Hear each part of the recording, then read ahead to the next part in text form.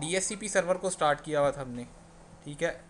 डोरा प्रोसेस पढ़ा था हमने, 4 पैकेट्स होते हैं, चारों ब्रॉडकास्ट होते हैं, 2 क्लाइंट टू सर्वर होते हैं और 2 सर्वर टू क्लाइंट। उन 4 पैकेट्स के बाद DHCP क्लाइंट को IP एड्रेस मिल जाता है फ्रॉम DHCP सर्वर।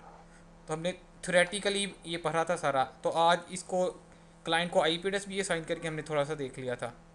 तो आज क्या करेंगे, दोबारा से क्लाइंट को IP एड्रेस असाइन करेंगे, प्लस नेटवर्क मोनीटर एक टूल चलाएंगे, माइक्रोसॉफ्ट का नेटवर्क कैप्चर मोनीटर टूल है, ठीक है, जो इंटरफेस पे कैप्चर को ट्रैफिक को कैप्चर करता है, जो ट्रैफिक इन हो रही है या आउट हो रही है, ठीक है। उसके थ्रू ट्रैफिक को कैप्चर करके देखेंगे, फिर उन चारों पैकेट्स को एनालाइज करके देखेंगे। वो एग्जैक्ट वैसे ही है जैसे हमने पढ़ा था, चारों ब्रॉडकास्ट हो रहे हैं, किस एड्रेस पे हो बस रहे मेरी हैं। आपकी बात अच्छा, तो DS अपनी लैब मशीन पे ही जाते हैं, ठीक है। ये हमारे पास DHCP सर्वर चल रहा है, ठीक है। इसके ऊपर दोबारा से नया पूल डिफाइन कर लेते हैं, स्कोप। उसके बाद क्लाइंट को IP एड्रेस असाइन करेंगे। असाइन करने के बाद ये मेरे पास एक टूल चल रहा है, ठीक है, 6-7 MB का, माइक्रोसॉफ्ट की साइट से डाउनलोड कर ले अपने तौर पे। ये मैं टूल ओपन करके दिखा देता हूँ। स्टार्ट से इसकी थोड़ी सी सेटिंग बता देता हूँ, इंटरफेस वगैरह कैसे कन्फिगर करना है, ठीक है। ये टूल को मैंने ओपन कर लिया, माइक्रोसॉफ्ट नेटवर्क मोनीटर। तो यहाँ पे इंटरफेस आ रहे हैं जहाँ पे हमने ट्रैफिक को कैप्चर करना है। तो इस टाइम मेरा इंटरनल इंटरफेस है, इस इंटरनल इंटरफेस के साथ मेरा DHCP सर्वर कनेक्ट है। तो मेरी कम्युनिकेशन इस इंटरफेस पे होगी, तो मैं इसको सिलेक्ट कर रहा हूँ, इस इंटरफेस पे मैंने ट्रैफिक को कैप्चर करना है, तो न्यू कैप्चर टैब कर लें यहाँ से, ठीक है। तो ये यहाँ से हम ट्रैफिक को कैप्चर कर सकते हैं स्टार्ट करके। फिलहाल मैं DHCP सर्वर पे जा रहा हूँ, वहाँ पे जाके एक स्कोप डिफाइन करते हैं, इस तरह कल हमने किया था, ठीक है। न्यू स्कोप पे मैं आता हूँ, नेक्स्ट कर दे, स्कोप का नाम दे दें यहाँ पे कोई भी, लाइक मैंने स्कोप 1 डिफाइन कर दी यहाँ पे, और IP एड्रेस डिफाइन कर दिया 192.168.1.11 फॉर एग्जांपल दे दिया, एंड रेंज दे दी, ठीक है। ये IP एड्रेस डिफाइन कर दी यहाँ पे। इसके अलावा अगर एक्सक्लूजन करवानी है, एक्सक्लूजन करवा लें। लीज टाइम को देखते हैं अभी। अगर ऑप्शंस डिफाइन करनी है यहाँ के, गेटवे का एड्रेस, यानी कि जो ऑप्शनल पैरामीटर्स हैं कि DNS का एड्रेस क्या देना है, गेटवे का एड्रेस क्या देना है, डोमेन नेम क्या देनी है, स्टैटिक राउट वगैरह, यानी कि ऑप्शनल कन्फिग्रेशन है, वो अगर कहता है इसी टाइम डिफाइन करनी है तो सिलेक्ट यस करें, हमारे से इसी टाइम इसी विजिट में पूछ लेगा। अदरवाइज मैं मैनुअल करके बाद में भी डिफाइन कर सकता हूँ। फिलहाल मैं यहाँ पे नेक्स्ट करके फिनिश करता हूँ इसको। तो मेरे पास स्कोप क्रिएट हो गया, लेकिन इस वक्त डिसेबल स्टेट में, राइट क्लिक करके इसको एक्टिवेट कर लें आप। इस वक्त स्कोप हो गया एक्टिवेट। तो मैं यहाँ पे क्या कर, यहाँ पे एक चीज़, जब भी आपने नेटवर्क में DHCP सर्वर लगाना है, तो आपको ये भी तो है कि ये कैसे चेक करेंगे आप क्लाइंट्स की DHCP सर्वर पे हिट्स आ रही हैं कि नहीं, क्लाइंट DHCP सर्वर को लिसन कर पा रहे हैं या नहीं। तो उसके लिए ये है, जैसे भी DHCP सर्वर चल रहा है आपका, राइट क्लिक करें यहाँ पे, यहाँ पे डिस्प्ले स्टैटिस्टिक्स आ रहा है आपके पास, ठीक है। तो यहाँ पे क्या बता रहा है आपको, टोटल एड्रेस इतने आ रहे हैं, व्यूज़ इतने आ रहे हैं। यहाँ से आप देख सकते हैं स्कोप में फ्री एड्रेसेस कितने पड़े हुए हैं परसेंटेज में, ठीक है। और यहाँ पे अगर ऊपर करें सर्वर पे क्लिक, यहाँ पे डिस्प्ले स्टैटिस्टिक्स करें, तो ये चीज़ देखने वाली है ज़रा। यहाँ पे क्या आ रहा है आपके पास, डिस्कवर पैकेट 31 आ रहे हैं, ऑफर 21। मैं फ़िलहाल इसको सर्विस रीस्टार्ट कर देता हूँ ताकि मेरी ये कन्फिग्रेशन 0 पे चले जाए स्टैटिस्टिक्स, हम ताकि रिलीज़ रीन्यू करें, हमारे पास बाकायदा पैकेट है, सर्वर ने कितने पैकेट्स कैप्चर किए हैं। सर्विस में DHCP की रीस्टार्ट करता हूँ। रीस्टार्ट करने पे ये पैकेट्स वगैरह हमारे यहाँ से रिमूव हो जाते हैं, बिल्कुल 0 आ जाएंगे सारे, ठीक है। सर्विस यहाँ से भी रीस्टार्ट कर सकते हैं। दूसरा services.msc में जाएंगे, वहाँ पे भी DHCP की सर्विस आ रही होती है, वहाँ से भी रीस्टार्ट कर सकते हैं आप। इसको मैं रिफ्रेश करता हूँ,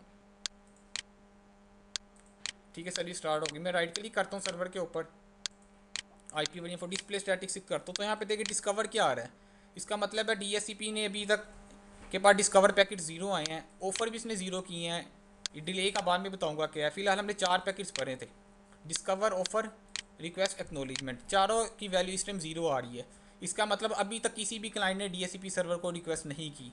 अगर तो यहाँ पे 0 ही आ रहा है और आप अपने क्लाइंट को IP एड्रेस ट्राई करें कि वो DHCP सर्वर से गेट करे, और यहाँ पे पैकेट 0 ही रह रहे हैं, इसका मतलब DHCP सर्वर लिसन ही नहीं कर रहा। इसकी रीज़न हो सकती है कि DHCP की सर्विस में कोई इशू है, या फायरवॉल उसको ब्लॉक कर रही है, या क्लाइंट DHCP सर्वर तक कनेक्टिविटी कर ही नहीं पा रहे, कोई फिजिकल मीडियम का इशू हो सकता है। तो सबसे पहले ये देखा, अगर तो बाइट्स यहाँ पे ज़्यादा आ रही हैं, डिस्कवर पैकेट्स इंक्रीज़ हो रहे हैं, ऑफर इंक्रीज़ हो रहे हैं यहाँ पे, रिक्वेस्ट एक्नॉलेजमेंट, इसका मतलब DHCP लिसन कर रहा है, क्लाइंट साइड पे कोई इशू हो सकता है। ठीक है, अगर ये चेक कर सकते हैं यहाँ पे DHCP लिसनिंग कर रहा है कि नहीं, क्लाइंट्स की रिक्वेस्ट हिट आ रही है कि नहीं DHCP सर्वर पे। अब इस टाइम 0 है। ठीक है, मैं जैसे ही यहाँ पे क्या करूँगा, रिलीज़ रीन्यू करूँगा IP एड्रेस, तो क्या होगा, डोरा का प्रोसेस चलेगा।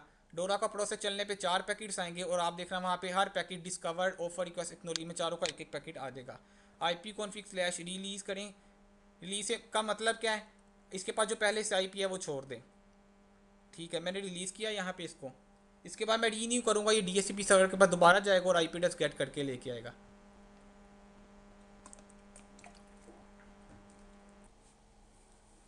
ठीक है, रिलीज़ कर दिया मैंने। इसके बाद मैंने क्या किया, रीन्यू किया यहाँ पे।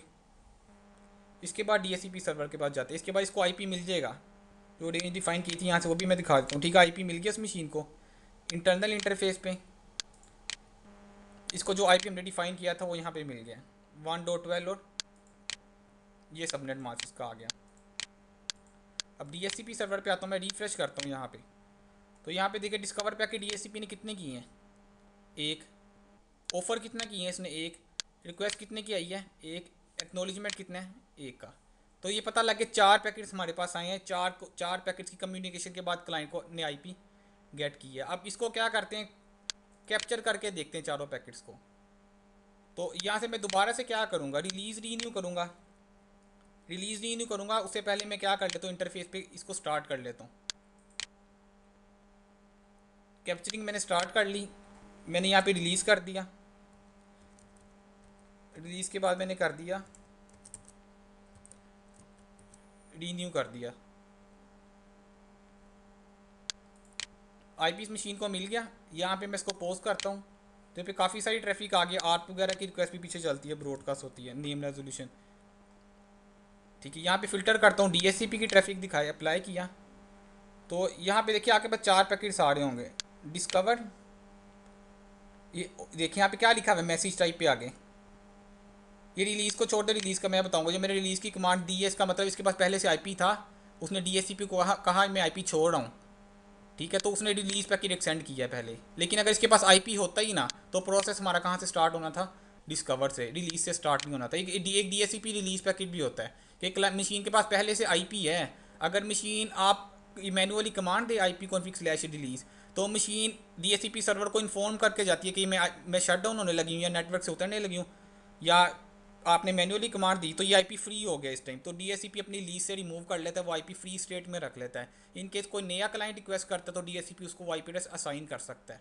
या इन केस अगर आप मशीन प्रॉपर शटडाउन भी करे तो मशीन DHCP सर्वर को रिलीज पैकेट सेंड करती है कि क्योंकि मशीन प्रॉपर शटडाउन हो रही है, इसका मतलब वो IP अब यूज़ नहीं होगा, तो वो DHCP सर्वर को बताती भी जाती है कि मैं अब ये IP फर्दर यूज़ नहीं कर रही, इसको तुम न्यू क्लाइंट को असाइन कर सकते हो। तो DHCP अपने पास अवेलेबल की रेंज में ले आता है कि ये IP मैं दोबारा से रीअसाइन कर सकता हूँ किसी दूसरी मशीन को। तो केस तब भी है अगर आपने मशीन को प्रॉपर शटडाउन किया या मैनुअली कमांड दी। लेकिन अगर मशीन आपके नेटवर्क में चल रही थी, लाइक वायरलेस क्लाइंट था, एकदम आप नेटवर्क से बाहर निकल गए या आपने एकदम वाईफाई डिसेबल कर दिया, आप कंपनी के अंदर से वाईफाई यूज़ कर रहे थे, अचानक कंपनी से बाहर चले गए, वहाँ पे वाईफाई की रेंज नहीं आ रही थी, तो उस केस में रिलीज़ पैकेट नहीं होगा। उस केस में DHCP के पास वो IP पड़ा रहेगा रिजर्व, जब तक उसका लीज टाइम डिफाइन है बाय डिफ़ॉल्ट 8 डेज़ का। तो लीज टाइम को भी देखते हैं। फिलहाल यहाँ पे मैसेज टाइप क्या आ रहा है, डिस्कवर आ रहा है। आगे ट्रांजैक्शन ID है, देखिए रेफरेंस ID आ रही है। ठीक है, ये ऑफ़र की आ रही है आपके पास। ठीक है, मैसेज टाइप की आ रही है ऑफ़र। तीसरी मैसेज टाइप की आ रही है रिक्वेस्ट। मैसेज टाइप की आ रही है एक्नॉलेजमेंट। तो यहाँ पे देखिए सोर्स एड्रेस की आ रही है, ये मैं चीज़ दिखाना चाह रहा हूँ। शुरू में जो पहला पैकेट गया, क्लाइंट के पास अपना IP कोई नहीं था, 00, इसका मतलब क्लाइंट का कोई IP नहीं है। उसने रिक्वेस्ट कहाँ पे की, ब्रॉडकास्ट एड्रेस के ऊपर 255 के ऊपर। प्रोटोकॉल कौन सा, DHCP। तो ये जब ये रिक्वेस्ट चली गई, ये डिस्कवर हो गया DHCP सर्वर। जब डिस्कवर हुआ तो DHCP सर्वर ने अपने IP से रिप्लाई किया, इस टाइम मेरे DHCP सर्वर का IP है 192.168.1.1। DHCP ने किस पे की, फिर ब्रॉडकास्ट की, फिर क्लाइंट ने क्या की, रिक्वेस्ट की। देखिए IP असाइन नहीं हुआ क्लाइंट को, अभी भी 00 ही आ रहा है। उसके बाद क्या होगा, DHCP सर्वर ने एक्नॉलेजमेंट कर दी। एक्नॉलेजमेंट में क्या है, DHCP ने अपना IP सेंड किया, ब्रॉडकास्ट किया, क्लाइंट को IP बता दी। तो इस पैकेट को मैं एक्सपेंड करके देखता हूँ। यहाँ पे ये देखिए सोर्स एड्रेस क्या आ रहा है DHCP सर्वर का, ये डेस्टिनेशन क्या आ रही है यहाँ पे 255 इसका मतलब DHCP सर्वर ने ब्रॉडकास्ट करके IP एड्रेस असाइन किया है। तो इस पैकेट के अंदर से मैं ये भी पकड़ सकता हूँ DHCP ने क्लाइंट को कौन सा IP एड्रेस असाइन किया होगा। अभी मुझे नहीं पता क्या असाइन किया है, ठीक है। यहाँ पे क्या आ रहा है, एक्नोलिजमेंट मैसेज टाइप की एक्नोलिजमेंट है, ट्रांजैक्शन आईडी है। तो इसको एक्सपेंड करें थोड़ा सा। यहाँ पे क्या आ रहा है, योर आईपी यहाँ पे आ रहा है, यानी कि DHCP सर्वर को उसने 1.22 वाला IP एड्रेस असाइन किया है, ठीक है। ये क्लाइंट का हार्डवेयर एड्रेस आ गया, वहाँ पे आके मैक एड्रेस देखेंगे तो मैक एड्रेस भी आ रहा होगा उस मशीन का। इसके अलावा अगर फर्दर कन्फिग्रेशन आपने असाइन की होगी, यहाँ पे आपके पास वो भी आ रहेगी कि लीज टाइम भी आ रहा है। देखिए लीज टाइम कितना आपके पास, इतनी देर से इतनी देर तक, ये 8 दिन के लिए मशीन अपने पास IP एड्रेस मैक्सिमम रख सकती है। इसके अलावा अगर गेटवे आपने असाइन किया, यहाँ पे जैसे राउटर का एड्रेस वहाँ पे मैंने डिफाइन किया हुआ है कि 1.1.1 गेटवे असाइन कर दो, वो भी उसने असाइन कर दिया। मैंने DNS सफिक्स डिफाइन किया हुआ है, डोमेन नेम, इसको आगे डिटेल से देखेंगे जब DNS पढ़ेंगे कि डोमेन नेम test.com असाइन कर दो क्लाइंट को। तो सारा का सारा यहाँ पे देखें इनक्रिप्टेड नहीं है बिल्कुल, आप ट्रैफिक कैप्चर करके देख सकते हैं यहाँ पे DHCP सर्वर ने कौन सा IP साइन किया और कौन सी कम्युनिकेशन आपके पास हुई है। तो देखिए IP एड्रेस क्या आ रहा है यहाँ पे क्लाइंट का 1.22 जो पैकेट के अंदर आया है।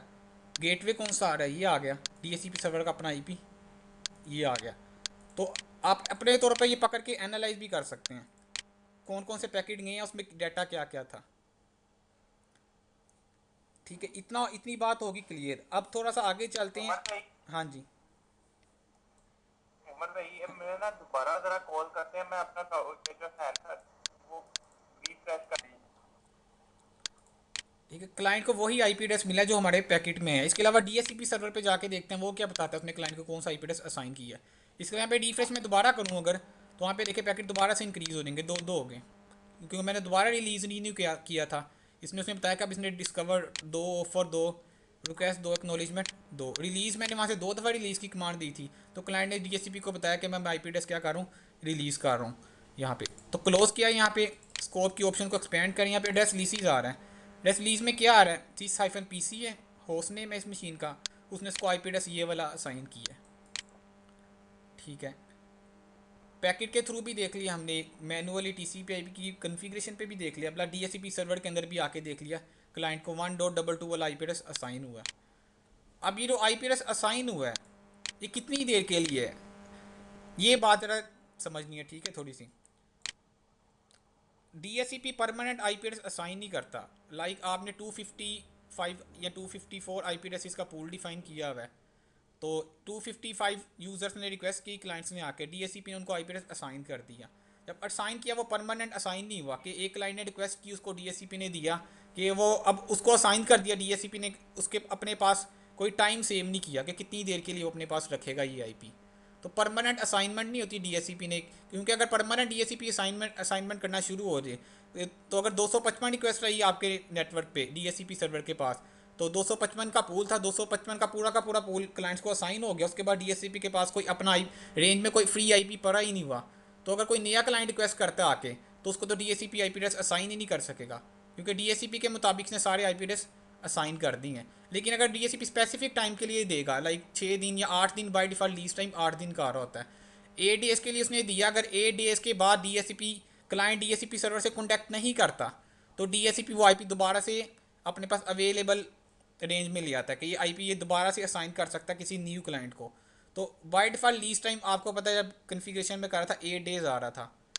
तो लीज टाइम का बेनिफिट क्या होता है ये थोड़ा सा देखना है यहाँ पे। और लीज टाइम होता क्या है, यहाँ पे स्लाइड को ओपन कर रहा हूँ मैं, यहाँ पे लिखा हुआ है लीज पीरियड क्या है। This define the maximum duration for which a DHCP server assign an IP address to a DHCP client, कि मैक्सिमम कितनी देर के लिए क्लाइंट अपने पास IP एड्रेस रखेगा जो उसने DHCP सर्वर से गेट किया है। तो मिनिमम जो रेंज हम सेट कर सकते हैं वो 1 मिनट से लेके 990 डेज तक सेट कर सकते हैं, कि वो 1 मिनट के बाद क्या होगा, DHCP IP समझेगा, अगर मशीन कॉन्टैक्ट नहीं करती क्लाइंट मशीन उसे, वो समझेगा कि मशीन नेटवर्क पे नहीं है, DHCP उसको अवेलेबल स्टेट में ले जाएगा उस IP एड्रेस को।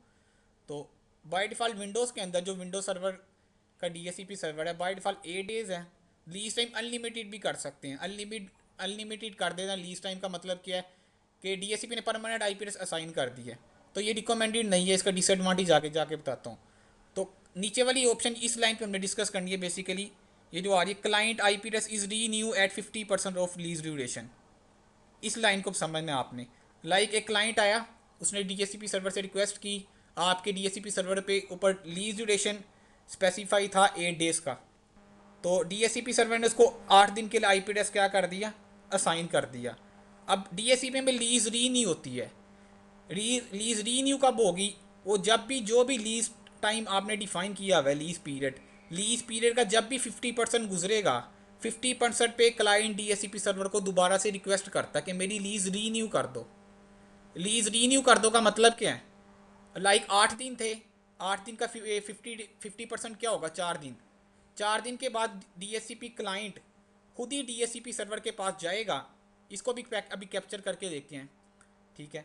DHCP क्लाइंट खुद ही DHCP सर्वर के पास जाएगा और कहेगा मेरी लीज रीन्यू कर दो। लीज रीन्यू का मतलब क्या है कि मैं अभी अलाइव हूँ नेटवर्क के ऊपर, मेरा लीज टाइम 50% हो गया, मुझे इसे दोबारा से क्या कर दो, 8 दिन कर दो।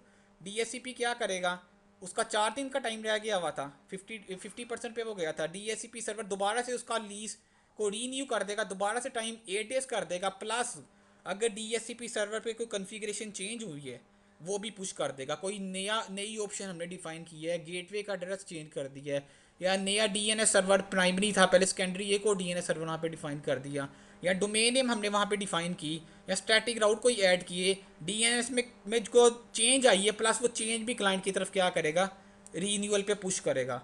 एक तो वो है ना कि DHCP ने स्टार्ट से ही IP लेना, अभी डोरा का प्रोसेस चलना है, उसमें क्या होगा, ऑटोमेटिक जितनी कॉन्फ़िगरेशन डिफाइन थी DHCP के ऊपर वो ऑटोमेटिक पुश हो देंगी।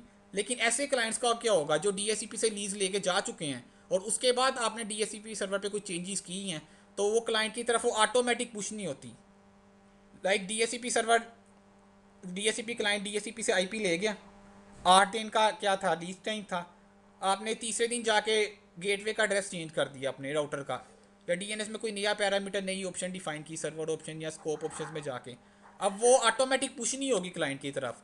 ऐसा कोई मैकेनिज्म नहीं है कि DHCP के अंदर जब भी चेंज करे वो क्लाइंट को ऑटोमेटिक नई कॉन्फ़िगरेशन पुश कर दे, हमेशा क्लाइंट को रिक्वेस्ट करनी पड़ेगी। क्लाइंट कब रिक्वेस्ट करेगा, लीज पीरियड के 50% होने पे, जब भी 50% होगा DHCP क्लाइंट DHCP सर्वर के पास जाएगा, लीज पीरियड उसका एक्सटेंड हो जाएगा, प्लस जो चेंजेस है वो ले आएगा। इसकी लैब करके देखते हैं अभी, ठीक है। अगर 50% पे अज्यूम करें DHCP सर्वर अवेलेबल नहीं था, अवेलेबल से मुराद क्या है, 4 दिन के बाद DHCP क्लाइंट ने रिक्वेस्ट की, लीज पीरियड क्या था उसका 8 डेज का 50% हुआ, 4 दिन के बाद DHCP क्लाइंट ने DHCP सर्वर को रिक्वेस्ट की कि मेरी लीज रीन्यू कर दो, और DHCP सर्वर उस टाइम नेटवर्क से डिस्कनेक्ट था या उसकी सर्विस स्टॉप थी या कम्युनिकेशन ना हो पाई, तो 50% के बाद क्या होगा, तो 50% के बाद अगर DHCP सर्वर अवेलेबल नहीं है और क्लाइंट ने नई कॉन्फ़िगरेशन या लीज रीन्यू करवानी है अपने DHCP सर्वर से, तो वो दोबारा रिक्वेस्ट करेगा लीज पीरियड के 87.5% पे, ऑलमोस्ट 87% समझे। जब भी लीज पीरियड का 87% गुजरेगा DHCP क्लाइंट दोबारा से रिक्वेस्ट करेगा DHCP सर्वर को मेरी लीज रीन्यू कर दो, प्लस जो चेंजेस हमारे पास हैं, जो नई कॉन्फ़िगरेशन ऐड हुई है वो भी मुझे पुश कर दो, ठीक है। 87% पे अगर DHCP सर्वर अवेलेबल है वो कॉन्फ़िगरेशन पुश हो जाएगी, क्लाइंट की लीज जो है वो रीन्यू हो जाएगी। अब ऐसा यूम करें 87% पे भी लीज पीरियड के उमर DHCP भाई सर्वर, हाँ जी 50% पे तो आके वो मतलब सपोज कर रहे हैं कि DHCP सर्वर अवेलेबल है, और 50% पे आके उसने रिक्वेस्ट भेजी क्लाइंट ने और उसको हाँ फिर, रिन्यू हो गया हाँ वो लीज फिर पीरियड। तो हो गया, हम अभी यूम करें अवेलेबल अगर नहीं था, लेट्स यहाँ पे हम अज्यूम कर रहे हैं कि 50% पे अवेलेबल नहीं है, तो वो फिर कंटिन्यूअसली 50% से लेकर 87% तक रिक्वेस्ट भेजता जाएगा। नहीं 50% पे अवेलेबल अगर नहीं था ना, फिर दोबारा रिक्वेस्ट करेगा जब लीज पीरियड का 87% कंप्लीट होगा। पहली रिक्वेस्ट फेल्ड हो गई है 50% हाँ पे। पहली रिक्वेस्ट 50% पे फेल्ड होगी, DHCP नहीं था, दोबारा रिक्वेस्ट करेगा 87% पे, ठीक है ना। ठीक है। अब ज्यूम करें 87% पे तो अवेलेबल था, लीज रीन्यू हो जाएगी आपकी, लेकिन इधर भी फिर ज्यूम करें 87% पे भी DHCP सर्वर अवेलेबल नहीं था नेटवर्क में, अब क्या होगा, अब 87% के बाद DHCP क्लाइंट कंटिन्यूस नेटवर्क पे ब्रॉडकास्ट करना स्टार्ट कर देगा, कंटिन्यूसली DHCP सर्वर को फाइंड करेगा कि मेरी लीज क्या करो, रीन्यू करो रीन्यू करो रीन्यू करो, कंटिन्यूसली वो हर थोड़ी देर के बाद, ऑलमोस्ट मेरा अराउंड मेरा 1 मिनट होता है टाइम टिपिकली, वो हर थोड़ी देर के बाद DHCP सर्वर जब 100% हो जाएगा तब तक क्या करता रहेगा, रीन्यू की रिक्वेस्ट करता रहेगा DHCP को। अगर 100% टाइम गुजर जाता है लीज पीरियड और तब भी DHCP सर्वर से रिस्पॉन्स नहीं आता, DHCP सर्वर अवेलेबल नहीं है और लीज पीरियड 100% एक्सपायर हो जाता है, उसके बाद क्लाइंट ऑटोमेटिकली अपना IP एड्रेस रिलीज़ कर देगा और नेटवर्क से डिस्कनेक्ट हो जाएगा। समझ आ गई इस बात की? लीज का बेनिफिट क्या है कि लीज रीन्यू का बेनिफिट ये है कि टाइम एक्सटेंड हो, क्योंकि वो मशीन तो नेटवर्क पे थी ना, 24/7 अवेलेबल होती है, ऑनलाइन है वो मशीन, तो जाहिर सी बात है उसकी लीज रीन्यू होनी चाहिए। और एक बात याद रखनी, लीज रीन्यू में क्लाइंट का IP एड्रेस चेंज नहीं होता। ठीक है, अब बात यही समझते हैं कि रीन्यू का मतलब है DHCP कोई नया IP देगा। रीन्यू में जो IP पहले था वही रहता है, उसी आईपी की उसी आईपी का लीज ड्यूरेशन एक्सपेंड होगा। लाइक पहले आईपी मिला लीज 192.168। ड्यूरेशन, जी जी, लीज ड्यूरेशन। ये लीज ड्यूरेशन की बात हो रही ना। बिल्कुल बिल्कुल। बाद में क्योंकि मैंने देखा ना, जिसे इंटरव्यू में क्वेश्चन कर लो, वो कहता है जी आईपी भी चेंज हो जाएगा। रीन्यू का मतलब है DHCP आईपी भी चेंज कर दे, टाइम भी नया दे दे। तो ऐसा नहीं है, आईपी वही रहेगा, प्लस वो 4 दिन थे वो 8 दिन 8 डेज दोबारा से कर देगा, और जो नई चेंजेस आई हैं वो पुश कर देगा क्लाइंट की तरफ, असाइन कर देगा। तो इसी को इसका याद रखना। मतलब है उमर भाई, हाँ जी, इसका मतलब है कि डीएचसीपी सर्वर के लिए लाजमी है कि वो हर वक्त ऑन रहे। बिल्कुल मतलब अगर बिल्कुल। 8 दिन का हमने टाइम रखा है तो 8 के 8 दिन वो ऑन रहे, सर DHCP नेटवर्क पे वरना होता है। चौथे दिन या छठे दिन के बाद जब वो मतलब वो दोबारा रिक्वेस्ट करेगा, ब्रॉडकास्ट करना शुरू कर देगा छठे सातवें दिन के बाद। हाँ जी। तो जब उसका 8 दिन पूरे हो जाएंगे तो वो अपना आईपी रिलीज कर हाँ, देगा अगर DHCP और उसको नहीं डीएचसीपी मिलता, सर्वर उसको मिलेगा नहीं। बिल्कुल वो आईपी छोड़ देगा अगर क्लाइंट उसको अपना। डीएचसीपी सर्वर नहीं मिलेगा तो वो आईपी छोड़ देगा। बिल्कुल, छोड़ने का सबसे बड़ा ठीक है, डिसएडवांटेज मशीन नेटवर्क से उतर गई है आपकी। ठीक है, ऐसा भी है कि एग्जैक्टली। आपकी मशीन्स में DHCP सर्वर बंद हो गया, आप नेटवर्क में काम कर रहे हैं, DHCP सर्वर बंद हो गया। ऐसा पॉसिबल है DHCP सर्वर बंद है और 2-3 घंटे बाद, 3 घंटे तक आपको कोई कंप्लेन नहीं आई कि जी इंटरनेट नहीं चल रहा है मेरा। क्यों? हो सकता है उस ड्यूरेशन में अगले 2 घंटों में किसी नए बंदे ने मशीन कनेक्ट ही ना की हो नेटवर्क से। नया बंदा तो कनेक्ट करेगा, वो तो उसी टाइम आपको कंप्लेन कर देगा, उसको IP मिलेगा ही नहीं। लेकिन थोड़ा टाइम गुजरेगा, आपको कंप्लेन आना शुरू हो जाएंगी। क्यों? जब लीज री नहीं हुई, DHCP अवेलेबल नहीं था, 87% के बाद वो फिर भी अवेलेबल नहीं था, मशीन ने अपना IP रिलीज़ कर दिया। ठीक है, तो आपको कंप्लेन आना शुरू हो जाएंगे, क्यों? आपका DHCP सर्वर बंद है। ठीक है, तो DHCP सर्वर यही है आपके नेटवर्क में 24/7 वो अवेलेबल रहे, ऑनलाइन स्टेट में हो। क्योंकि कोई भी नया बंदा आ रहा है, वाईफाई कनेक्ट कर रहा है, लैपटॉप कनेक्ट कर रहा है, डेस्कटॉप मशीन कनेक्ट कर रहा है, मशीन उसने ऑन की है, तो DHCP से IP मिलेगा। अगर जिन मशीन के पास पहले से IP है, ऐसा नहीं है उनको इशू नहीं आएगा, उनको भी कुछ टाइम के बाद इशू आना शुरू हो जाएगा। कब? जब लीज पीरियड उनका एक्सपायर हो जाएगा। लीज पीरियड एक्सपायर होने पर IP रिलीज़ हो जाएगा आपका, और दोबारा रीन्यू की रिक्वेस्ट जानी है DHCP को, और DHCP फिर अवेलेबल नहीं होगा। अब यहाँ पे नीचे आ रहा है कि 87% पे इसने दोबारा रिक्वेस्ट की, 87% के बाद वो क्या कर रहा है? After 87.5% client and to try contact with secondary DHCP server by broadcasting network. तो 80 से पहली बात तो ये देखनी, 50% जब पूरा हुआ तो क्लाइंट डायरेक्ट DHCP सर्वर को रिक्वेस्ट करेगा। क्यों? क्लाइंट के पास तो यूनिकास्ट एड्रेस था और उसको DHCP सर्वर का भी पता था जिसे उसने IP गेट किया था, तो वो अपने ही DHCP सर्वर को रिक्वेस्ट सेंड करता है लीज रीन्यू के लिए। अगर 50% पे उसका DHCP सर्वर अवेलेबल नहीं था, तो वो 87% पे दोबारा क्या करता है? रिक्वेस्ट करते हैं अपने ही DHCP सर्वर को कि मेरी लीज रीन्यू करो। लेकिन 87 के बाद वो क्या करे नेटवर्क में? ब्रॉडकास्ट। ब्रॉडकास्ट का मतलब क्या होगा कि नेटवर्क में अगर कोई और DHCP सर्वर भी पड़ा हुआ है जिसने मुझे लीज नहीं दी थी, इसके अलावा कोई और भी पड़ा हुआ है, तो वो DHCP सर्वर मेरी लीज को रीन्यू करे। तो वो कॉन्टैक्ट कर रहा होता है क्लाइंट, कोई दूसरा DHCP सर्वर उसको नेटवर्क में मिल जाए। अगर दूसरा DHCP भी नहीं मिलता, फिर 100% पे रिलीज हो जाएगी IP। और IP जब रिलीज होगा तो कहाँ पे चला जाएगा ऑटोमेटिकली? DHCP अवेलेबल नहीं है अपीपा पे 169.254 की रेंज में। वो ऑटोमेटिक मशीन अगर विंडोज़ की अपने आप को self generate IP address assign कर लेगी और कंटिन्यूस नेटवर्क में ब्रॉडकास्ट कर दी है और DHCP सर्वर को फाइंड कर दी है।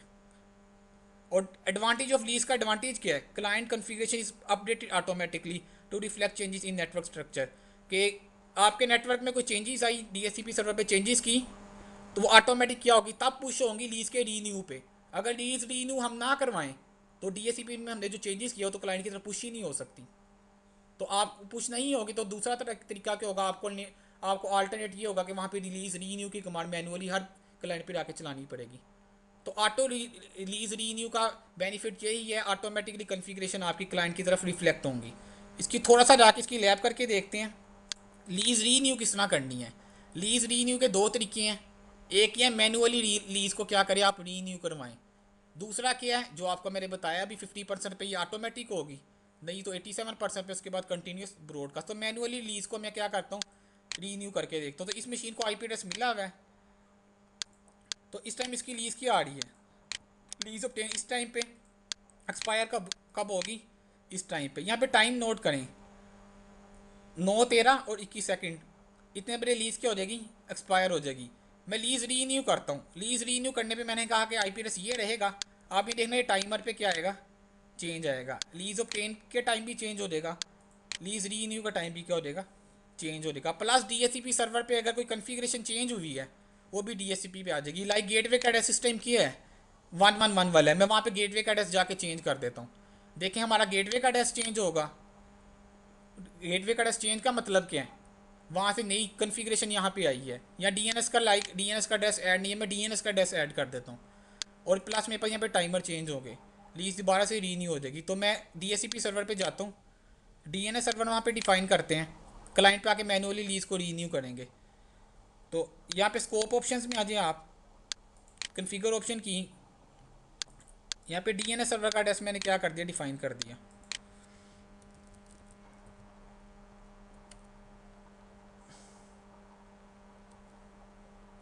मैं डीएससीपी सर्वर का ये डीएनएस का एड्रेस ये ऐड कर रहा हूँ, वही फाइंड कार्ड है डीएनएस रन कार्ड है कि नहीं, वर्किंग कार्ड है कि नहीं इस आईपी के ऊपर। तो फिलहाल डीएनएस सर्वर नहीं चल रहा हमारे नेटवर्क में, इसे फाइंड करने तो हम उसे ऐड करते हैं। अभी देखिए मैं यहाँ पे ऐड कर दूंगा तो क्लाइंट के ऊपर ऑटोमेटिक ये अपडेट नहीं होगा। अपडेट कब होगा, जब client auto renewal lease renewal की रिक्वेस्ट सेंड करेगा या एडमिनिस्ट्रेटर सेंड करेगा। तो यहाँ पे देखिए ये डीएससीपी को मैं ऐड कर लेता हूँ, सॉरी डीएनएस को। इसके बाद मैं क्या करता हूँ, क्लाइंट पे आ जाता हूँ, यहाँ पे दोबारा देख लें, वहाँ पे हालांकि मैंने कन्फिग्रेशन चेंज की है।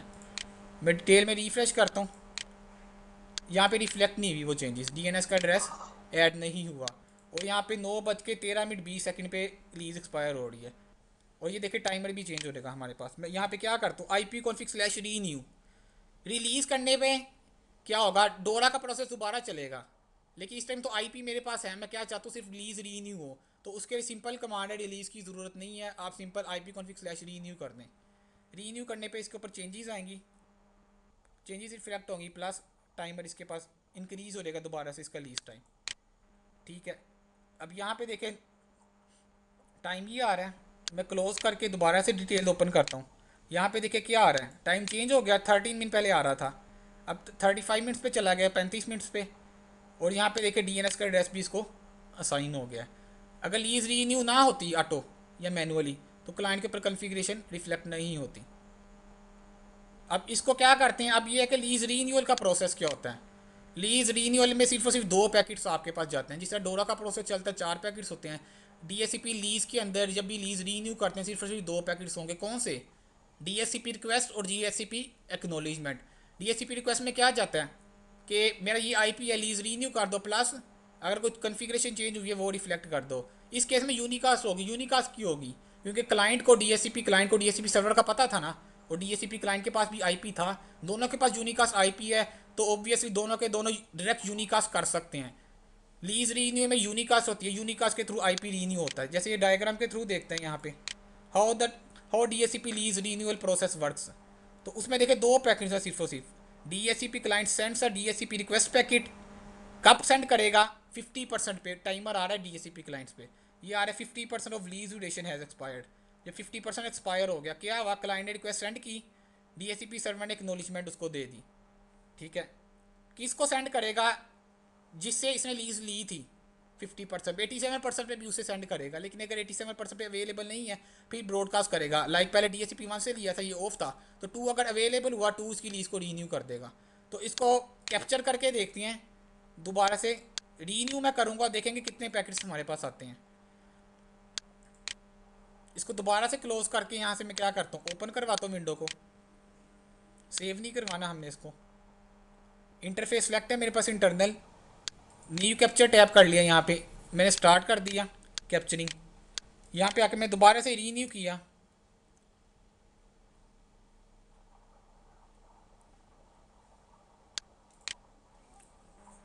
रीन्यू पे दोबारा टाइम इसका एक्सटेंड हो जाएगा इस क्लाइंट का। और अगर ये बात याद रखनी है, एक मशीन आई आपके नेटवर्क पे, उसने आईपी गेट कर लिया, आईपी गेट होने के बाद वो मशीन नेटवर्क से अचानक डिस्कनेक्ट हो गई एक दो घंटे बाद या एक दो मिनट बाद, तो डीएससीपी सर्वर के पास वो आईपी पड़ा रहेगा। तो ऑटोमेटिकली डीएससीपी सर्वर के बाद जब 50% पे क्लाइंट ने रिक्वेस्ट नहीं की रीन्यू की और 87% पे भी रिक्वेस्ट नहीं की, तो डीएससीपी समझ जाएगा ये मशीन नेटवर्क पे नहीं है। तो 8 दिन के बाद डीएससीपी सर्वर ऑटोमेटिकली उस आईपी एड्रेस को फ्री में ले आएगा, अवेलेबल आईपी एड्रेस की रेंज में। ठीक है, तो लीज रीन्यू हो चुकी है। यहाँ से क्या किया मैंने, इसको पोज किया, डीएससीपी को फिल्टर कर ले यहाँ से। तो यहाँ पे दो पैकेट्स आ रहे हैं, यहाँ पे देखिए क्या हुई है आपके पास, ब्रॉडकास्ट होगी, सोर्स में क्या आ रहा है, सी साइफन पीसी। ठीक है, डीएनएस नेम आ रहा है इसका। यहाँ पे सोर्स आईपी देखेंगे तो आईपी भी बता देगा आपको। डीएनएस नेम नहीं, नेट बायो से बेसिकली ही आया है। और भाई ब्रॉडकास्ट तो नहीं हो रही है? नहीं, मैंने अभी बताया है। इसमें डीएससीपी क्लाइंट को तो डीएससीपी सर्वर का पता था। ठीक है, जब दोनों के पास यूनिकास्ट आईपी है तो यूनिकास्ट ही होगी, ये यूनिकास्ट हो रही है। ब्रॉडकास्ट हो रही है तो यहाँ पे क्या आता है डेस्टिनेशन एड्रेस पे 255। यहाँ पे क्लाइंट हो रही है। यूनिकास्ट हो रही है। सोर्स में क्या आया, क्लाइंट का आईपी। डेस्टिनेशन में क्या आ रहा है, डीएससीपी सर्वर का आईपी। मैसेज आईपी आ रही है आपके पास रिक्वेस्ट की, क्लाइंट ने डीएससीपी सर्वर को रिक्वेस्ट की है in the form of in the form unicast request की है क्लाइंट ने। क्यों, दोनों के बाद यूनिकास्ट आईपी है तो ब्रॉडकास्ट का तुक ही नहीं बनता वो ब्रॉडकास्ट करे नेटवर्क पे। जब यूनिकास्ट हुई, इसने रिक्वेस्ट की, डीएससीपी सर्वर ने क्या कर दिया, क्लाइंट को रिप्लाई किया, एक्नॉलेजमेंट दे दी।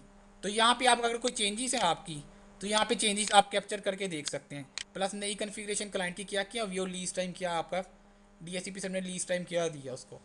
तो ये भी इंटरव्यू में या टेक्निकल क्वेश्चन है थोड़ा सा। लीज रीन्यू में कितने पैकेट होते हैं, 2 पैकेट होते हैं।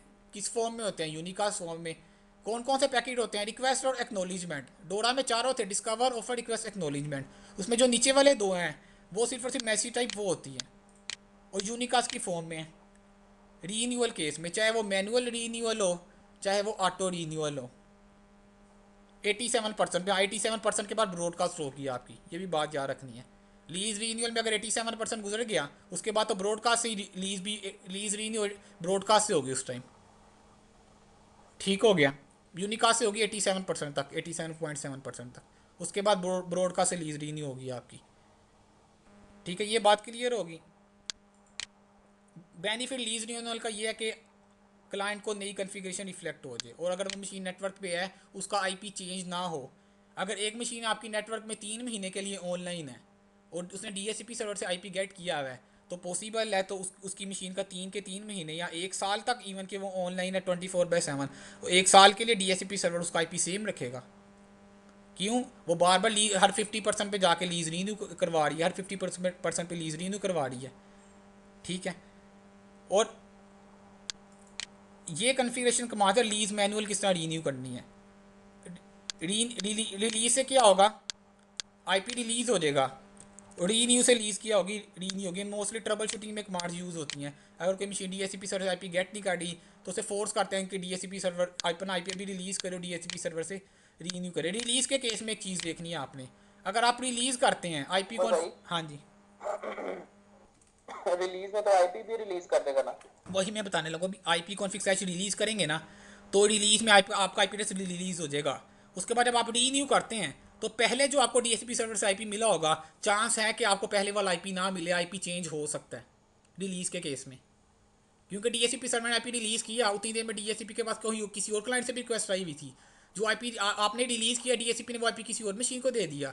जितनी देर में आपने रीन्यू किया वो आईपी डीएसपी सर्वर के पास अवेलेबल नहीं था, तो आपको डीएसपी कोई और आईपी एड्रेस असाइन कर देगा। तो ये बात नहीं याद रखनी कि जी उमर ने ये कहा था कि जी जब भी रीन्यू करोगे आईपी एड्रेस आपका सेम रहेगा। अगर आपने रिलीज़ की कमांड पहले दे दी फिर रीन्यू की कमांड दी तो चांस है आपका आईपी एड्रेस चेंज हो जाए। ठीक है, रिलीज़ रीन्यू के केस में चेंज हो सकता है, सिंपल रीन्यू के केस में चेंज नहीं होगा। हाँ जी, मैं चार्जर लगा लूँ, मेरा बैटरी का। ठीक है, ठीक है। तो ये कमांड्स याद कर लेनी है आपने। आईपी कॉन्फिग स्लैश आल करें तो इसे सारी की सारी कन्फिग्रेशन दिखा देगा, TCP IP configuration DSCP server से क्या क्या साइन हुआ है। ठीक है, डिटेल्स में बता देगा, जितने इंटरफेस से सबकी दिखा देगा। रिलीज़ करेंगे आपको पता आईपी रिलीज़ कर देगा। आईपी रिलीज़ करने पे डीएससीपी सर्वर को ये पैकेट और सेंड होता है कि मैं आईपी रिलीज़ कर रहा हूँ। रिलीज़ के पैकेट कब सेंड होगा डीएससीपी को, एक ही है कि आप जब मैनुअली ये कमांड देंगे। दूसरा कि आपने मशीन प्रॉपर शट डाउन की, ठीक है, दो केसेस ये हैं, या मशीन आपने प्रॉपर शट डाउन की, ऑटोमेटिक रिलीज़ की कमांड चलती है, फिर मशीन शट डाउन होती है, ठीक है। आपने माई कंप्यूटर इधर जाते हैं स्टार्ट में, शट डाउन किया, शट डाउन करने पे रिलीज़ की कमांड चलेगी, रिलीज़ की कमांड चलने पे डीएचसीपी को पता लगेगा कि आईपी फ्री है अब, ठीक है। उसके बाद ये क्या करेगा, मशीन ऑटोमेटिक शट डाउन हो जाएगी। तो डीएचसीपी सर्वर पे मैं आ रहा हूँ। और भाई हाँ इसका मतलब है कि ये रिलीज और रीन्यू का जो सा पैकेट्स की डिस्ट्रीब्यूशन कह लें या पैकेट्स कह लें, क्वांटिटी ऑफ पैकेट्स कह लें, वो डिपेंड करती है हमारे ऑपरेशन पे। अगर हम शट डाउन कर रहे हैं तो और होगी, अगर हम रिक्वेस्ट कर रहे हैं कमांड लाइन के थ्रू तो और होगी। नहीं नहीं, आप सेंड करेंगे ना, अगर रिलीज़ की आपने मशीन शट डाउन की तो ऑटोमेटिक डीएचसीपी को एक, मैंने अभी जो 4 पैकेट्स बताए हैं ना, डिस्कवर, ऑफर, रिक्वेस्ट, एक्नॉलेजमेंट, इसके अलावा डीएचसीपी रिलीज़ का एक पैकेट होता है, मैसेज टाइप होती है डीएचसीपी रिलीज़, यहाँ पे जाके आ नहीं रही थी, डिस्प्ले स्टैटिस्टिक्स में करें, यहाँ पे अगर मैं रिलीज़ की कमांड देता हूँ, यहाँ पे रिलीज़ 2 आ रहा है, मैं यहाँ पे रिलीज़ करूँगा, ये रिलीज़ यहाँ पे 3 आ जाएंगे। आप शट डाउन करेंगे तब भी रिलीज़ पैकेट वही होगा, मैनुअली कमांड देंगे तब भी रिलीज़ पैकेट टाइप वही होगी मैसेज की, एक ही पैकेट होता है इसका? एक ही पैकेट होता है सिर्फ और सिर्फ। और रिप्लाई में एक्नॉलेजमेंट भी आती है, ठीक है। रिप्लाई में एक्नॉलेजमेंट भी आती है, ठीक है। रिलीज़ का एक पैकेट है, जिस तरह डीएचसीपी सर्वर क्लाइंट ने रिलीज़ किया, उसने साथ इसको क्या कर दी, एक्नॉलेजमेंट कर दी, ठीक है, ठीक है। इनको आगे जाके बताऊंगा। ये नैक की आपके पास डिक्लाइन की है, ठीक है, ये ट्रबल शूटिंग में काम आएंगे ये वाले पैकेट्स आपके, इनकेस कन्फ्लिक्ट आ रहा हो। टोटल 2 पैकेट हो गए ना रिलीज के, फिर एक रिक्वेस्ट के और एक्नॉलेज के। रिलीज़ के पैकेट, या जब आपने कमांड दी ना, क्लाइंट से रिक्वेस्ट करी डीएचसीपी सर्वर को, वो जो रिक्वेस्ट गई है उसे रिलीज़ कहते हैं, वो एक ही पैकेट होगा। हाँ, उसका जब रिप्लाई आएगा डीएचसीपी सर्वर से क्लाइंट को, वो अलहदा पैकेट है, उसको मेरा नैक कहते हैं, मुझे जहाँ तक याद आ रही है, नेगेटिव एक्नॉलेजमेंट। एक्नॉलेजमेंट में क्या हुआ था, आईपी मिल गया, नेगेटिव एक्नॉलेजमेंट में क्या है, आईपी ने रिलीज़ कर दिया, डीएचसीपी सर्वर ने इसको एक्नॉलेज कर दिया, ठीक हो गया। ये कमांड्स याद कर लेनी है आपने, ट्रबल शूटिंग में काम आ गई। सम टाइम डीएचसीपी को मैनुअली आईपी नहीं गेट करा, यहीं पे कॉन्फ़िगरेशन स्ट्रक हो गया क्लाइंट की, तो क्लाइंट को फोर्सफुली करें कि डीएचसीपी सर्वर से आईपी गेट करे, रिलीज रीन्यू करके। तो रीन्यूअल मैसेज फ्लो अच्छा क्या भाई, हाँ जी, अगर ये स्टैटिक आईपी दिया हुआ है तो ये रिलीज नहीं करेंगे नहीं तो नहीं चलेगा। ये मैं यही चीज़ अच्छा क्वेश्चन किया। इस इस मशीन के ऊपर मैं आऊँगा। कितने नेटवर्क अडॉप्टर लगे हुए हैं, 3 नेटवर्क अडॉप्टर हैं। इस नेटवर्क अडॉप्टर के ऊपर क्या है, स्टैटिक आईपी मिला हुआ है। मैं रिलीज़ रीन्यू करूँगा, इसके ऊपर कोई इफेक्ट नहीं होगा। वो ट्राई करेगा रिलीज़ करने की, वो देखेगा इसके ऊपर तो आईपी डीएचसीपी से मिला ही नहीं हुआ। रिलीज़ रीन्यू कमांड सपोर्टेड है डीएचसीपी क्योंकि सर्वर के साथ। प्रायोरिटी। नहीं, रिलीज़ रीन्यू करेंगे, तीनों इंटरफेसिस पे ट्राई होगा रिलीज़ रीन्यू का, ठीक है। तो इस इंटरफेस पे अच्छा चलेगी नहीं कमांड, क्योंकि डीएचसीपी सर्वर इस पे इनेबल ही नहीं है इस इंटरफेस पे। अगर तो मैं रिलीज़ करता, मैं तो खुद डिस्कनेक्ट हो रहा था, इस इंटरफेस पे कोई इफेक्ट नहीं हो रहा था, क्योंकि मैं इस आईपी से कनेक्ट हूँ। ये देखो आरडीपी मैंने इस आईपी से किया हुआ है, यहाँ पे मैं रिलीज़ कर रहा था तो मैं डिस्कनेक्ट नहीं हो रहा था। क्यों? रिलीज़ की कमांड इसके ऊपर इफेक्ट ही नहीं कर रही थी। क्यों? इसके ऊपर डीएचसीपी इनेबल क्या आ रहा है, नो आ रहा है। स्टैटिक आईपी दी है आपने, जिस इंटरफेस के ऊपर डीएचसीपी इनेबल होगा उसके ऊपर रिलीज़ की कमांड इफेक्ट करेगी, ठीक है। जैसे ये था, इसके ऊपर डीएचसीपी सर्वर ऑटो किया हुआ था मैंने, इनेबल है। इनेबल का मतलब ऑटोमेटिक कन्फिग्रेशन की हुई है आपने, मैनुअल नहीं दी हुई। तो इसके ऊपर रिलीज़ जब हुआ तो यहाँ इस इंटरफेस पे आईपी मिल रहा है। अगर इस मशीन पे भी डीएचसीपी इनेबल किया होता मैंने, तो इसके ऊपर भी डीएचसीपी से आईपी मिल जाना था अगर रीचेबल होता है इस इंटरफेस पे। ये वैसे एक्सटर्नल इंटरफेस है मेरा, वीएम मेरी इंटरनल पे चल रही है, इस इंटरफेस पे आईपी मिलना ही नहीं था अच्छा, ये डीएचसीपी से। यहाँ पे हमारे चाहे 8 वो इंटरफेसेस हो, वाईफाई भी हो, इथरनेट भी हो, सब पे ट्राई तो होगी। सब पे ये रिक्वेस्ट भेजेगा बिल्कुल रिलीज। बिल्कुल बिल्कुल, सब इंटरफेस ही से रिक्वेस्ट निकलेगी डीएचसीपी सर्वर के लिए। इस इंटरफेस से भी निकलेगी रिक्वेस्ट, इस इंटरफेस से भी निकलेगी। ऐसा भी तो हो सकता है ये इंटरफेस अलहदा नेटवर्क पे कनेक्ट है आपका, ये इंटरफेस एक अलहदा सबनेट के साथ कनेक्ट है, ये अलहदा स्विच में जा रहा है, अलहदा स्विच में जा रहा है, तो दोनों नेटवर्क्स में आपकी जाके डीएचसीपी की ब्रॉडकास्ट जाएगी, पर इंटरफेस है, ठीक हो गया। ठीक है। अब इसको थोड़ा सा स्लाइड के थ्रू देखते हैं रीन्यूअल का प्रोसेस क्या होता है। तो सर्वर ए है, सर्वर बी है, हमारे पास 2 ये क्लाइंट है सेंटर में। डीएचसीपी ने क्या की, रिक्वेस्ट की, डीएचसीपी क्लाइंट ने क्या की, रिक्वेस्ट की, DHCP request packet, client unicast request to continue using IP address. Unicast करता है कि वो वही आईपी एड्रेस क्या करे, कंटिन्यू यूज़ करे। किसको? डीएचसीपी सर्वर को, बी को। क्यों? उसने डीएचसीपी सर्वर बी से आईपी एड्रेस पहले गेट किया हुआ था। तो ये डीएचसीपी सर्वर बी को ही क्या करेगा, लीज रीन्यूअल के लिए रिक्वेस्ट सेंड करेगा। तो डीएचसीपी सर्वर ने क्या किया, एक्नॉलेजमेंट कर दी इसको। डीएचसीपी सर्वर इस केस में ज्यूम करें अवेलेबल है। अब कन्फिग्रेशन क्या होगी, कंप्लीट हो गई है। लेकिन अगर सपोज करें 50% गुजर गया, उसके बाद क्लाइंट ने रिक्वेस्ट की, डीएचसीपी सर्वर अवेलेबल था तो लीज रीन्यू हो गई है। आगे क्या होता है देखिए, अगर अवेलेबल नहीं था क्लाइंट ने क्या की, रिक्वेस्ट की, सर्वर अवेलेबल नहीं है। यहाँ पे जो बॉक्स आ रहा है सेंटर में, इसका मतलब कोई रिस्पॉन्स नहीं आ रहा, सर्वर अवेलेबल नहीं है। तो क्लाइंट क्या करेगा, 87% पे भी अवेलेबल नहीं था, क्लाइंट ने ब्रॉडकास्ट कर दी 87% के बाद। तो उसके बाद क्या होगा, दोनों सर्वर पे रिक्वेस्ट आ गई, client broadcast request to continue using IP address. तो डीएचसीपी बी तो अवेलेबल नहीं था, ए अवेलेबल था। ए क्या करेगा, इसकी कन्फिग्रेशन ए लीज को रीन्यू कर देगा, server acknowledge request and update lease. ठीक हो गया। इस केस में लीज रीन्यू कब हुई है, नीचे वाले केस में, ब्रॉडकास्ट की केस में ब्रॉडकास्ट हुई है नीचे वाले केस में। ऊपर वाले केस में डीएचसीपी अवेलेबल था तो यूनिकास्ट हो रही है। तो लीज रीन्यूअल में दो केस हो सकते हैं, ब्रॉडकास्ट भी हो सकती है, यूनिकास्ट भी। अगर टाइमली फैशन के अंदर हो जाए तो क्या यूनिकास्ट है, अदरवाइज ब्रॉडकास्ट से लीज रीन्यू होगी, प्रोवाइडेड के डीएचसीपी अवेलेबल हो आपके नेटवर्क पे। हाँ जी। जो जब सर्वर अवेलेबल नहीं था, जो लास्ट हमारा स्टेप गया, server acknowledges request and updated lease. हाँ, ये वो था कि सर्वर अवेलेबल था, नीचे वाले सिनेरियो में हम ले रहे हैं 87% जब गुजर गया ना, 87% के बाद क्या हुआ, क्लाइंट ने कंटिन्यूस ब्रॉडकास्ट करना शुरू कर दी। ये संभाले, ये जो आ रहा है ना, बेसिकली इसके अंदर मुझे लिखना चाहिए था ऊपर 50% और 87%। 87% पे भी अवेलेबल नहीं था। अब 87% के बाद क्या किया क्लाइंट ने, इधर भी रिक्वेस्ट भेजी है, इधर भी भेजी ब्रॉडकास्ट है। शुरू कर दिया। हाँ, ब्रॉडकास्ट भेजी है, तो सर्वर बी अवेलेबल नहीं था, सर्वर ए अवेलेबल था। सर्वर ए ने क्या कर दी, इसकी कन्फिग्रेशन कंप्लीट कर दी है। कन्फिग्रेशन ठीक हो कंप्लीट का गया, मतलब ठीक हो गया। रीन्यू कर दी है। इसके अंदर एक और स्लाइड में और ऐड कर सकता था कि ये दोनों ब्रॉडकास्ट भी की, ब्रॉडकास्ट के बाद भी ये वाला जो रेड लाइन आ रही है एक्नॉलेजमेंट, यहाँ से भी नहीं आई, तो फिर क्या होना था, लीज एक्सपायर हो जानी थी क्लाइंट की 100% के बाद। ठीक है, ये 100% से पहले पहले क्या हुआ, डीएचसीपी मिल गया उसको अपने नेटवर्क में, सेकेंडरी डीएचसीपी। तो रीन्यूअल मैसेज फ्लो था ये। अब आगे थोड़ा सा देखते हैं, लेफ्ट साइड पे आ जाते हैं। यहाँ पे तो हमने देख लिया था स्कोप के अंदर एड्रेस लीजीज में वो एड्रेसेस आ रहे होते हैं जो डीएचसीपी ने लीज पे दिए हैं।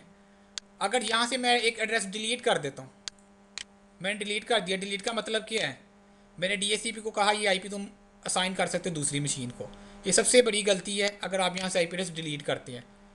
जहाँ पे आईपी एड्रेस जब भी डिलीट करना है उससे पहले आप ये कंफर्म कर लें कि ये आईपी मेरे नेटवर्क पे असाइन तो नहीं है।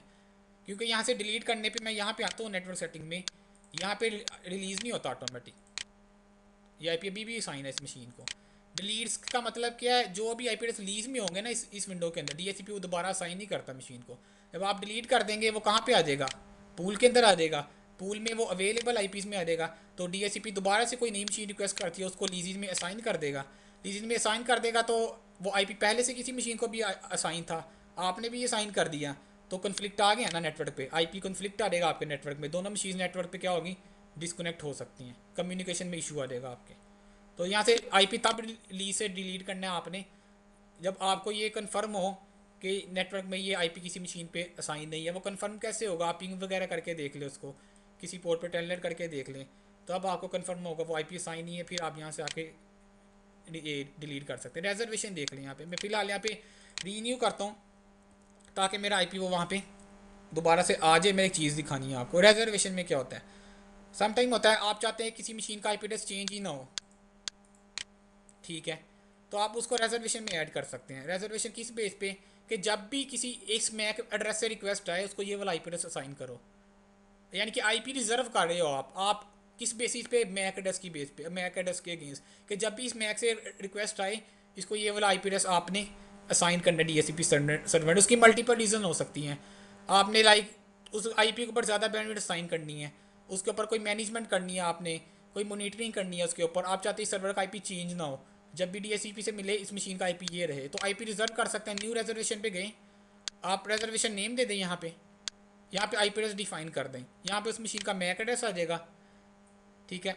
ये बोथ में आ रहा है, DHCP बूट भी, हम तो DHCP पर हैं। बूट भी होता है कि अगर डिस्क ऑपरेटिंग सिस्टम है आपके, उनको IP एड्रेस असाइन करना है तो वो भी DHCP के थ्रू असाइन कर सकते हैं, वो बूट पी का प्रोटोकॉल होता है। लेकिन आपको उस पर कभी मैंने शायद ही कहीं पे मौका मिले बूट पी पे काम करने का, नॉर्मली DHCP सपोर्ट कर रहा होता है। तो यहाँ पे IP एड्रेस डिफाइन कर दें, यहाँ पे मैक एड्रेस आ जाएगा, वो रिजर्व हो जाएगा। एक दो तरीके हैं रिजर्वेशन ऐड करने के, एक जो मैं भी बता रहा हूँ न्यू रिजर्वेशन ऐड करवा दे। दूसरा तरीका क्या, लीजीज में ही एक IP मिला हुआ था उस मशीन को, आप चाहते हैं यही IP C-PC जब भी रिक्वेस्ट करे उसको कौन सा IP मिले, ऐड टू रिजर्वेशन कर दें।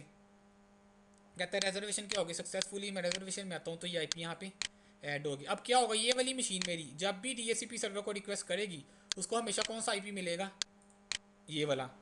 तो आपको अपनी मशीन का IP एड्रेस याद हो गया कि मेरी मशीन का IP एड्रेस ये रहना। अगर आप DHCP पे भी आए हैं तो आपको ये कंफर्म होगा कि DHCP पे जब भी रिक्वेस्ट जाएगी मेरी मशीन को यही IP मिलना है, तो आप हमेशा नेटवर्क उस मशीन के साथ कनेक्टिविटी बना सकते हैं अपनी रिमोटली। रिजर्वेशन क्लियर हो गया आपका। दो तरीके हैं, एक लीजीज में जाके आप ऐड कर लें, और ये जो इसके ऊपर ये साइन आ गए ये देखें, इसका मतलब कि ये रिजर्वेशन में है। लीज एक्सपायरेशन की आ रही है, ये भी देख लें, रिजर्वेशन में आ रही है इसकी। ठीक है, कि जब भी DHCP IP साइन करेगा, बेसिकली होता क्या है, जब भी कोई क्लाइंट DHCP सर्वर को रिक्वेस्ट सेंड करता है ना, DHCP सर्वर पहले रिजर्वेशन में देखता है कि इसका IP इस मैक एड्रेस से जो रिक्वेस्ट ये वो रिजर्व तो नहीं किया गया। अगर तो रिजर्व किया गया वो असाइन कर देगा, अगर वो रिजर्व नहीं था रिजर्व लिस्ट में तो फिर पूल में से कोई फ्री IP जो पड़ा हुआ है वो असाइन कर देगा। ठीक है, स्कोप क्लियर हो गया आपको। स्कोप पे भी मैंने डिस्कस करनी है। पूल में का भी पता आपको, पूल डिफाइन की है। एक्सक्लूजन एज अगर आपने नहीं ऐड करनी है, लाइक एक मशीन थी उस पर आपने IP एड्रेस दे दिया 192.168.1.99 दे दिया आपने, और वो रेंज कहाँ से थी, इस पूल के अंदर से, और वो IP आपने मशीन के ऊपर स्टैटिक IP एड्रेस असाइन कर दिया। अब DHCP सर्वर को तो नहीं पता 1.99 वाला किसी मशीन के ऊपर स्टैटिकली असाइन है, तो DHCP समझेगा वो अवेलेबल में है। तो DHCP जब 1.19 किसी दूसरी मशीन को असाइन कर देगा वो कन्फ्लिक्ट आ जाएगा, बिल्कुल कन्फ्लिक्ट आ गया। तो उसके लिए बेहतर कि आप एक्सक्लूजन करवा दें उस IP की। कौन सा IP 192.168.1 डॉट, क्यों मैं इसकी एक्सक्लूजन करवा रहा हूँ, मैंने ये अपने नेटवर्क में किसी मशीन के ऊपर स्टैटिक असाइन कर दिया। अब DHCP ये IP साइन ही नहीं करेगा किसी मशीन को, तो ये IP एक्सक्लूड हो गया इस रेंज में से। क्यों, ये IP एड्रेस मैंने स्टैटिकली किसी दूसरी मशीन पे असाइन किया हुआ है।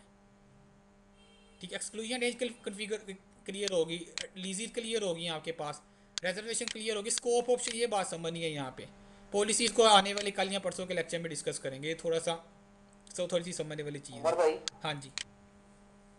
अगर क्लाइंट कोई स्टैटिक IP दे देता है DHCP से लिए बगैर, तो ये DHCP चेक नहीं करेगा नहीं नेटवर्क पे? नहीं, DHCP को क्या पता वो IP मिला हुआ है, और DHCP उस को क्या पे पता। क्लाइंट पे DHCP डिसेबल हो जाता है? मैं बताता हूँ, जब भी आपने एक IP मशीन को स्टैटिक असाइन कर दिया आपने किसी मशीन पे, और वो DHCP की रेंज में से था, और DHCP सर्वर ने वही IP साइन कर दिया जो आपने स्टैटिक दिया हुआ था, तो क्या होता है, जैसे ही DHCP सर्वर क्या करता है, ब्रॉडकास्ट कर रहा होता है, ऐसे ही है ना।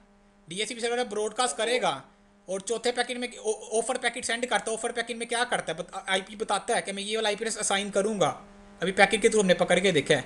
जब वो दूसरे पैकेट में वो ऑफर करता है, मैं डायग्राम के थ्रू बता देता हूँ क्योंकि क्वेश्चन अच्छा किया है।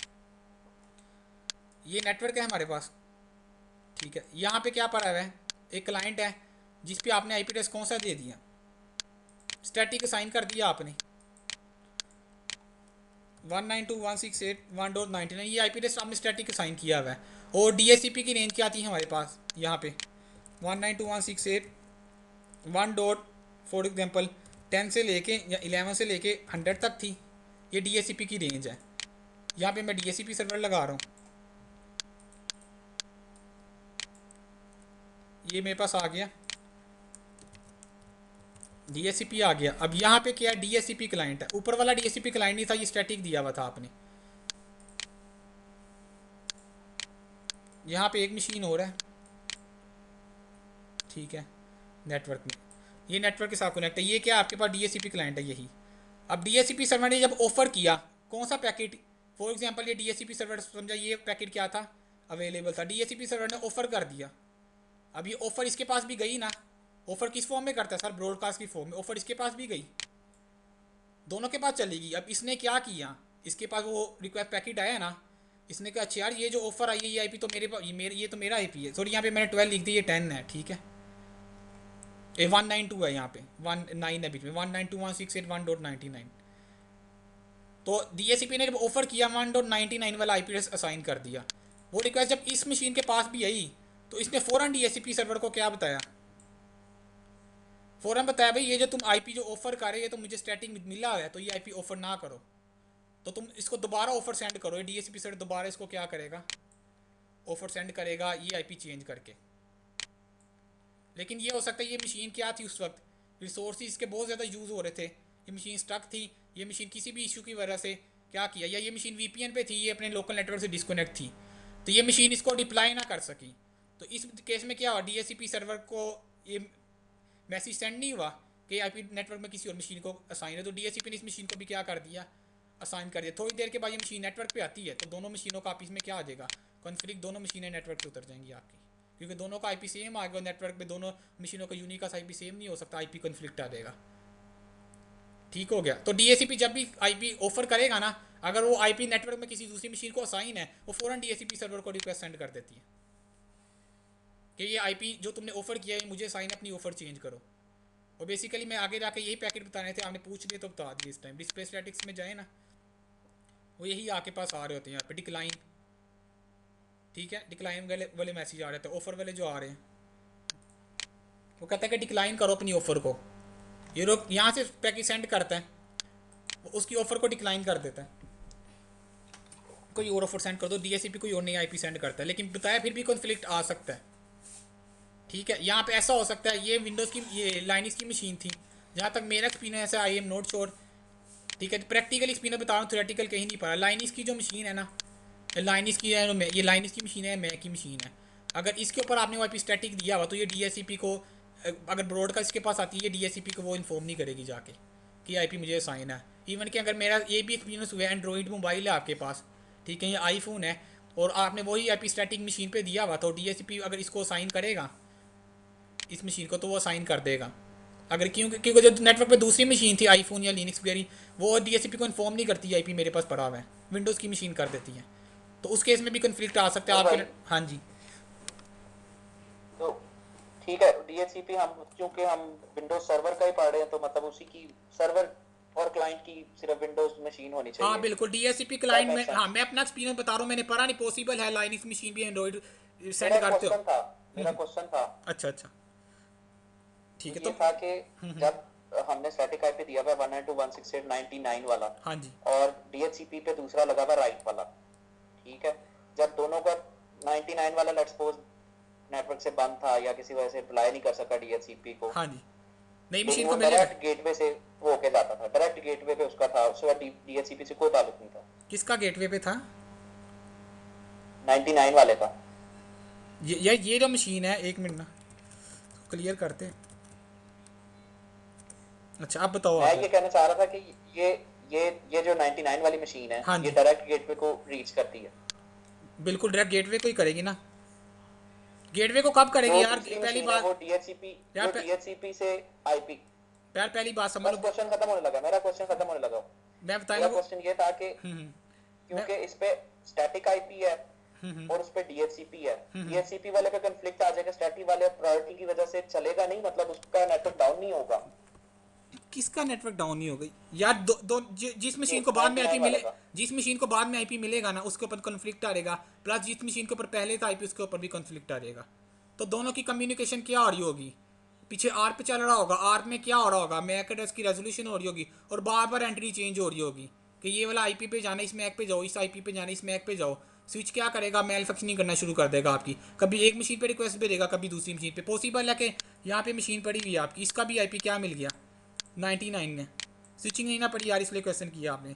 अब जब स्विच के पास रिक्वेस्ट आई, उसने कहा कि इस IP पे जाना है, इस IP पे जाना है, स्विच ने क्या करनी है, आर पे करनी है, आर से क्या होना है, मैक एड्रेस की रेजोल्यूशन होनी है। कभी स्विच को कौन सा मैक मिलेगा, इस मशीन का, कभी इस मशीन का। जब आप कम्युनिकेशन कर रही होगी यहाँ पे तीसरी पड़ी हुई मशीन, तो कभी स्विच बता रहा होगा इस मैक, इस मशीन का मैक, कभी इस मशीन का मैक, तो कभी रिक्वेस्ट इधर जाएगी, कभी इधर रिक्वेस्ट जाएगी, तो दोनों मशीन पे क्या आ गया कॉन्फ्लिक्ट। आप इस मशीन से कम्युनिकेशन कर रहे थे, तो थोड़ी देर के बाद आपकी मशीन पे मैक आना शुरू हो गया इस मशीन का, तो रिक्वेस्ट इधर जाना शुरू हो जाएगी, तो ठीक है, इसके ऊपर सर्विस ही नहीं चल रही है आपकी, तो कैसे कम्युनिकेशन करोगे आप।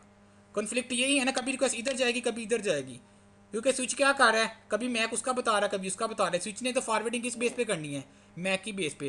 और स्विच ठीक को हो गया, मैं स्विच मैक में की बेस पे और कर रहे हैं। स्विच मैक कैसे डिस्कवर करता है, आईपी की बेसिस पे।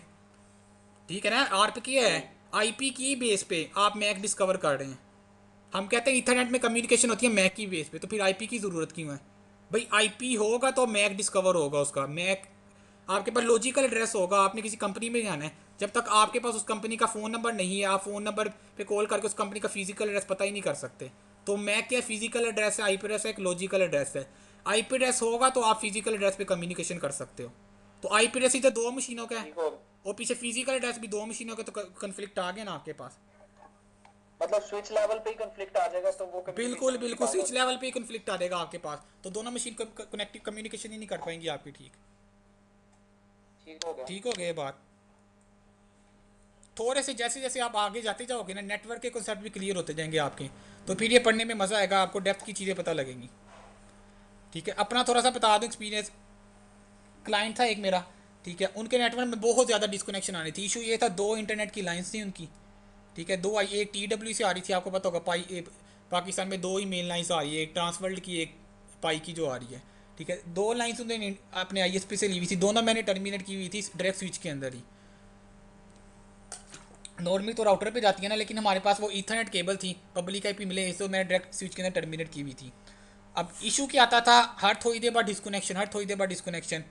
मैं चेक करता था, स्विच बिल्कुल ओके चेक चल रहा, हमने स्विच भी नया ला के चेंज कर दिया।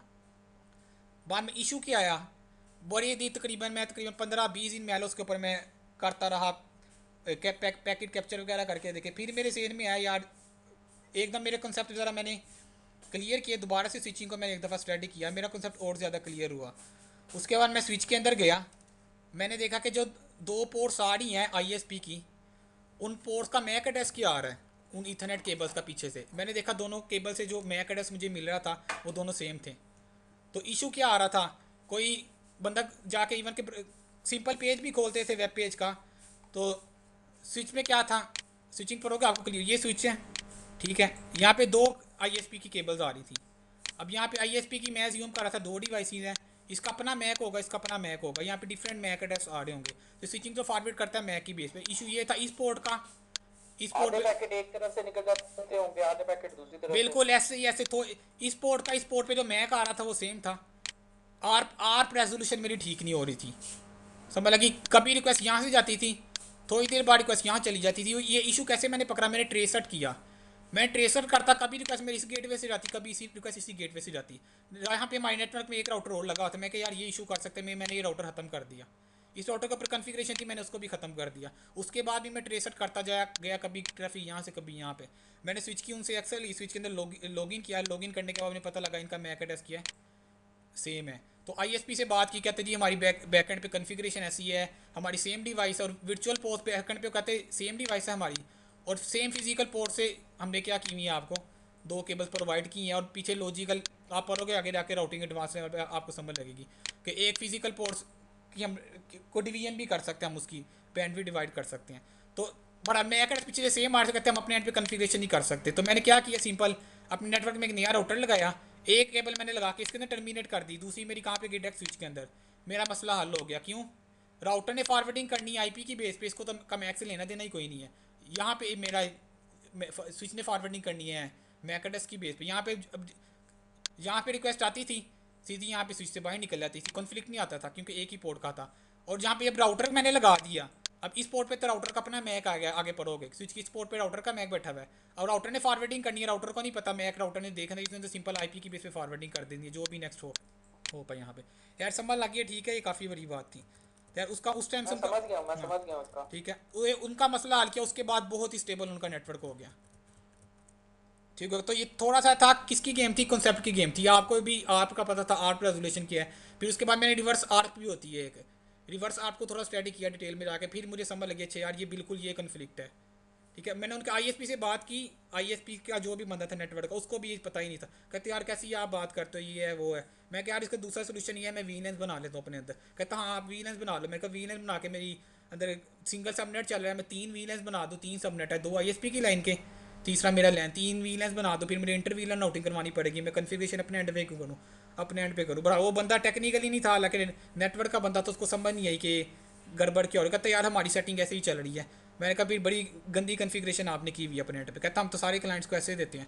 मैं किसी ने कभी कंप्लेन नहीं की। कहता किसी को कभी इशू आया ही नहीं। मैं कहा नॉर्मली कितनी लाइन देते हो? कहता नॉर्मली एक ही ISP क्लाइंट एक ही लाइन लेता है हमारे से। मैं कहा जिनको 2 लाइन देते हो ना आप, उनको लाजमी इशू आता होगा। हाँ, जिनको इशू नहीं आता होगा कि उनका भी ये होगा, अगर वो दोनों लाइन राउटर में टर्मिनेट कर रहे हैं और ISP की जो 2 लाइंस आ रही है, अगर ये राउटर था फिर उनको इशू नहीं आएगा। इशू उन क्लाइंट्स को आएगा जिन्होंने स्विच पे टर्मिनेशन की हुई थी, क्योंकि स्विच ने मैक की बेस पे करनी है। बेसिकली यहाँ पे दो वैन्स को आप कर रहे हैं ना, दो वैन पोर्टों को आप मर्ज कर रहे हैं एक ही लाइन के ऊपर, बिल्कुल करना चाह रहे हैं कह लें। बिल्कुल। वैन पोर्ट से टेक्निक बेसिकली होता ही है कि जितनी पीछे से आजकल जो लाइंस आ रही है ना इंटरनेट की ISP दे रहे हैं, वो पीछे से फाइबर आती है। ऐसे लगता है फाइबर का मीडिया जो ईथरनेट में कन्वर्ट करता है, यहाँ से ईथरनेट पोर्ट मिलती है। और क्लाइंट ये जो ईथरनेट पोर्ट है ना, ये देता है अपने क्लाइंट को। ये केबल हम अपने नेटवर्क में टर्मिनेट करते हैं। ये होती ईथरनेट पोर्ट है। पीछे से ये फाइबर होती है। ईथरनेट पे ही होती है। हाँ बिल्कुल, पीछे से फाइबर है सारी।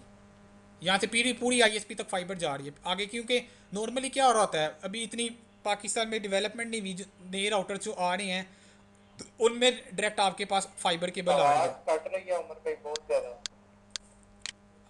तो नॉर्मली यही होता है कि पीछे से केबल आ रही है ईथरनेट। हाँ, आप फाइबर तब देता है ISP अगर आपके पास ऐसा राउटर पड़ा है जिसमें फाइबर केबल है। फाइबर केबल कब अच्छा से तेज एक्सपेंसिव चेक कर राउटर। रहा हूँ। ठीक, फाइबर केबल कब आएगी आपके पास? जब आपके पास लैन में जो राउटर पड़ा है वो भी फाइबर की पोर्ट को सपोर्ट करता है। ठीक हो गया? स्क्रीन नहीं आ रही है आपको?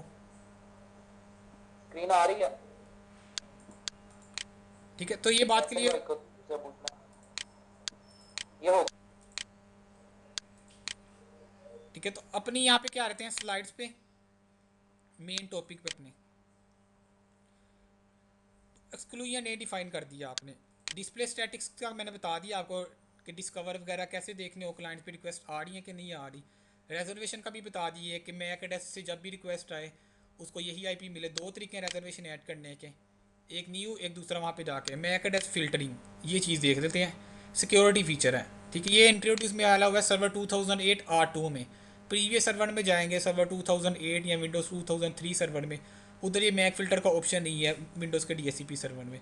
सर्वर 2008 किया हुआ है या 12 किया हुआ है आपने, तो उस पर मैक फ़िल्टर का ऑप्शन मिलेगा। मैक फ़िल्टरिंग क्या उमर है? भाई हाँ जी।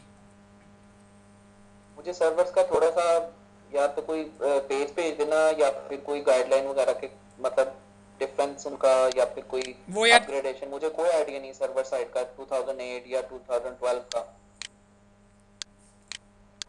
यार आप, ठीक हो गया। ठीक है, रेजर्वेशन देख लिया हमने। मैक फ़िल्टर देखने लगे हम। मैक फ़िल्टर क्या है कि जब भी इस मैक एड्रेस से रिक्वेस्ट आए, लाइक ये DHCP आपने क्लाइंट का मैक एड्रेस देखना हो तो 2 तरीके हैं। एक IP config/all कर दें, दूसरा वही आप TCP IP कन्फिग्रेशन में जाएं। हाँ, वहाँ पे आपको मैक एड्रेस दिखा रहा होता है, फिजिकल एड्रेस के नाम से आ रहा होता है। मेरी मशीन तो स्लो है। जैसे यहाँ पे मैं गया हूँ, इंटरनल पे गए, IP config/all कर दें, जहाँ ये फिजिकल एड्रेस आ रहा है। तो जब भी मैं कहूँ इस मैक एड्रेस से रिक्वेस्ट आए तो DHCP IP एड्रेस असाइन ही ना करें। ठीक है, यहाँ 2 ऑप्शन है मैक फ़िल्टर के अंदर। पहली ऑप्शन क्या है, स्पेसिफिक मैक एड्रेस को ब्लॉक करना, कि जब भी इस मैक एड्रेस से रिक्वेस्ट आए इसको IP असाइन ही ना करो। ठीक है, दूसरी ऑप्शन क्या है कि जिनके मैक एड्रेसेस ऐड हों DHCP सर्वर के अंदर सिर्फ उन्हीं को IP मिले। अगर अलाउड लिस्ट के अलावा कोई मैक आता है उसको IP नहीं मिलेगा। DHCP मैक फ़िल्टर 2 तरह के, एक है स्पेसिफिक मैक को ब्लॉक करना, दूसरा सी एक अलाउड लिस्ट हम ऐड कर देते हैं मैक एड्रेसेस की। अगर उनमें से रिक्वेस्ट आती है DHCP IP एड्रेस असाइन कर देगा। अगर उनमें नहीं आती रिक्वेस्ट तो क्या करेगा, IP एड्रेस असाइन नहीं करेगा। इसी तरह जैसे वायरलेस एक्सेस पॉइंट होते हैं उसमें भी आप इसी तरह की ACL लगा सकते हैं कि इनको ब्लॉक करना है, इनको अलाउ करना है। TP लिंक के बिल्कुल जो एंड यूज़र राउटर भी आ रहे हैं इवन के हज़ार रुपये वाले, उनमें भी मैक फ़िल्टर की ऑप्शन है। तो देखते हैं मैक फ़िल्टर को कैसे इनेबल करना है। बाय डिफ़ॉल्ट डिसेबल आ रहा होता है आपके पास ना मैक फ़िल्टर। फ़िल्टर आ रहा है आपके पास, यहाँ पे 2 आ रहे हैं, एक अलाउड एक डिनाई। ये रेड कलर का आइकन आ रहा है डाउनवर्ड, इसका मतलब है ये फ़िल्टर डिसेबल है इस टाइम। तो डिनाई का मतलब क्या है, इधर जो मैक ऐड होंगे इस विंडो के अंदर उनको IP मिलेगा ही नहीं। अलाउड इसका मतलब क्या है, इधर जो मैक ऐड हो गए उनको IP मिलेगा, इसके अलावा कोई और मैक आता है उसको IP नहीं मिलेगा। तो आप अलाउ का भी इनेबल करवा सकते हैं, पहले इनेबल करवाना पड़ता है फ़िल्टर, फिर ठीक है, फिर वो चलेगा। तो इस वक्त मैंने डिनाई पे हम लैब करने लगे हैं, मैं इसको इनेबल करवाता हूँ। फ़िल्टर इनेबल हुआ, मैं यहाँ पे ऐड करता हूँ नया रूल, न्यू फ़िल्टर। तो मैक एड्रेस किया, मैं इस मशीन का मैक एड्रेस क्या करता हूँ, नोट करता हूँ और देखते हैं इसको मैक IP एड्रेस मिलता है कि नहीं DHCP से। तो यहाँ पे इंटरनल इंटरफेस है, इंटरनल इंटरफेस का यहाँ से मैं मैक एड्रेस उठाता हूँ, वहाँ पे कॉपी पेस्ट कर देता हूँ। तो यहाँ पे देख लें DHCP से IP किस इंटरफेस में मिला हुआ है इसको। ठीक है, ये मिला हुआ है इसको IP एड्रेस, ठीक है। और इसका मैंने मैक एड्रेस लेना है, ये मेरे पास आ गया फिजिकल एड्रेस, ठीक हो गया। कॉपी कर लिया मैंने। हाँ ये देखें, हाइपर-वी में जब भी कॉपी करना है ना आपने, डायरेक्ट कॉपी पेस्ट नहीं होता है, यहाँ पे मैं पेस्ट करूँगा नहीं होगा, ये देखें। ठीक है, ये उसके अंदर से वो कॉपी हुआ था वो पेस्ट हो रहा है, जो मैंने बाहर की विंडो से किया वो नहीं हो रहा मैक एड्रेस। तो उसके लिए क्लिपबोर्ड पे टाइप क्लिपबोर्ड टेक्स्ट करें यहाँ पे। तो मैक एड्रेस आ गया, डिस्क्रिप्शन की आ गई, मैंने कहा कि जी C-PC ब्लॉक, कि इस मशीन का क्या कर दो, IP ब्लॉक कर दो, ऐड कर दिया मैंने, ब्लॉक लिस्ट में ऐड हो गया। अब ये मशीन जब भी DHCP सर्वर को रिक्वेस्ट करेगी, मैं इसका IP रिलीज़ करता हूँ, फिर क्या करूँगा, रीन्यू करूँगा, तो इसको IP मिलेगा ही नहीं DHCP से। ये अच्छा कि आपके कंपनी में कोई बंदा आया या कोई एम्प्लॉय था, वो छोड़ गया, वो पर्सनल लैपटॉप यूज़ करता था, आपको डर है कि कंपनी में बाद में लैपटॉप या कंपनी के पास कहीं पे आके वाईफाई कनेक्ट करके नेटवर्क के साथ कनेक्ट ना कर सके, तो आप उसका मैक अगर आपको पता है आप ब्लॉक करवा दें। यहाँ पे मैंने रिलीज़ किया। और भाई हाँ जी, मैक अगर वो वर्चुअल लैन से वो चेंज कर लेता है तो क्या है, फिर हो जाएगा कनेक्ट। ठीक है, रिलीज़ कर दिया मैंने, इसके बाद मैं रीन्यू करता हूँ।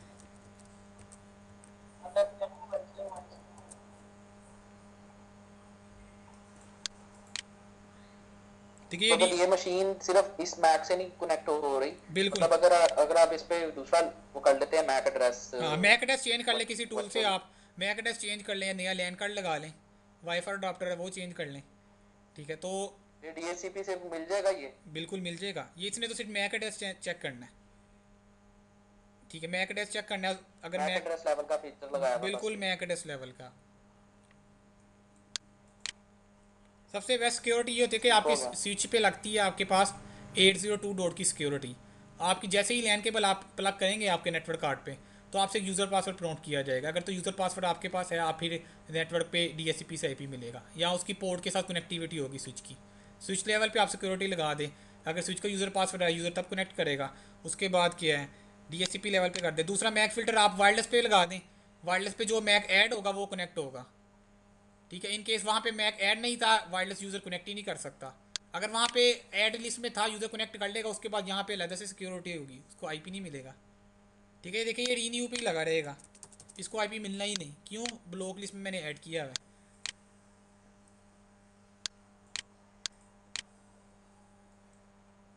ठीक हो गया, इस मशीन को अब IP नहीं मिलना। ये यहाँ पे इसलिए आ रहा है लीजीज में, वो इसलिए IP आ रहा है क्योंकि ये मैंने रिजर्व किया हुआ था। ये तो रिजर्व किया था ना। हाँ, रिजर्व किया हुआ था, इसलिए लीजीज में आ रहा है। इसका मतलब ये रिजर्व IP है। लीजीज में वो IP आएंगे जो DHCP असाइन नहीं करेगा किसी दूसरी मशीन को। ठीक है, क्योंकि ये रिजर्व किया हुआ है इसलिए लीज में आ गया। क्यों, ये DHCP समझ है कि IP रिजर्व है, असाइन नहीं करना। लेकिन मैंने उसको डिनाई भी करवा दिया है, तो फिर क्या, वो IP मशीन को मिलेगा ही नहीं अब। ठीक हो गया। दूसरा यही था कि आप अलाउ का फीचर क्या करें, इनेबल करें, इसमें जाके अलाउ लिस्ट में जाके अलाउ का ऐड कर दें मैक। इसमें जो फ़िल्टर ऐड होगा वो IP उस मशीन को उसको मिलेगा, बाकी सारे ब्लॉक होंगे आपके पास। ठीक हो गया, ये फ़िल्टर का वही है। ये लैब पे इनेबल करना है, सिंपल मैक ऐड करना है, डिस्क्रिप्शन में जो मर्ज़ी दे दें। मेरे से इतना काफ़ी है, कल पढ़ेंगे सुपर स्कोप को। और भाई हाँ जी।